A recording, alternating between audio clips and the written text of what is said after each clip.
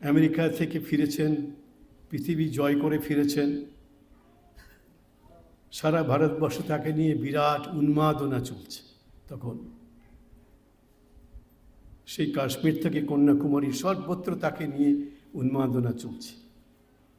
সেই সময়ে স্বামীজি গেছেন আলমোড়াতে, হিমালয়ের মধ্যে একটা সুন্দর পাহাড়, আলমোড়া পাহাড়। সে আলমোড়া পাহাড়ে স্বামীজি গেছেন। বিরাট জনসমাবেশ স্বামীজিকে অভ্যর্থনা দেওয়ার জন্যে উপস্থিত হয়েছেন। স্বামীজি বক্তৃতা করছেন, সবাই উৎকণ্ঠ হয়ে তার বক্তৃতা শুনছেন। স্বামীজি ওই বিশাল সমাবেশের মধ্যে একজন মানুষকে চিনেছেন, তার নাম জুলফিকার আলী। দরিদ্র মানুষের জন্য, মুসলিম ভদ্রলোক, দরিদ্র মুসলিম, তাকে স্বামীজি চিনেছেন। কেন চিনলেন?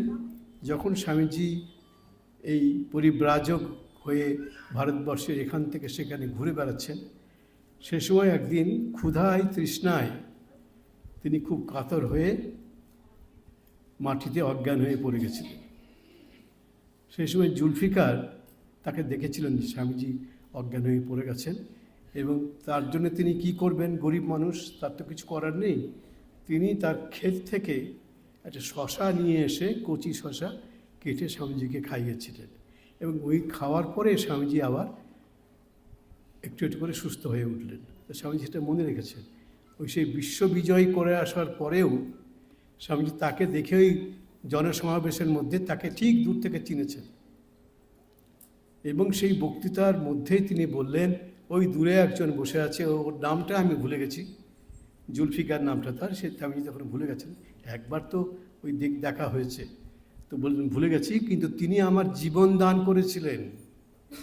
আজকে যে আপনারা আমাকে এখানে দেখছেন, সবাই কত ভালোবাসা সম্মান আমাকে দেখাচ্ছেন, আমি এখানে বেঁচে ফিরতাম না, আমি মারাই গেছিলাম সেদিন, প্রায় অচৈতন্য অবস্থায় পড়েছিলাম।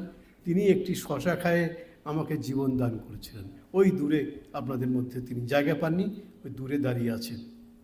স্বামীজির সভার পরে নেমে এসে তাকে বুকে জড়িয়ে ধরলেন।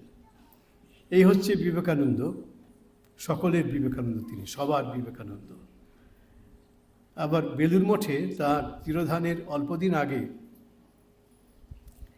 স্বামীজি দেখছেন যে বেলুড় মঠের যে বিরাট বড় সামনে প্রান্তর, যারা বেলুড় মঠে গেছেন তারা দেখেছেন, সেখানে কিছু মুটে মজুর শ্রেণী লোকে কাজ করছে।